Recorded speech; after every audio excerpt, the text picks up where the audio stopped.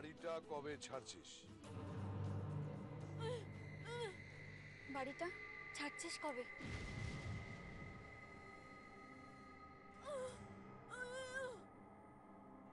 আমরা কোথায় যাব?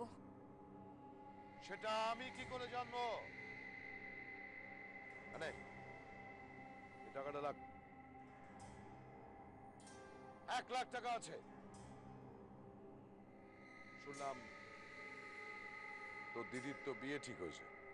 এই টাকাটা তোর দিদির বিয়েতে টাকাটা দিচ্ছি। বিয়ে হয়ে গেলে কেটে বল।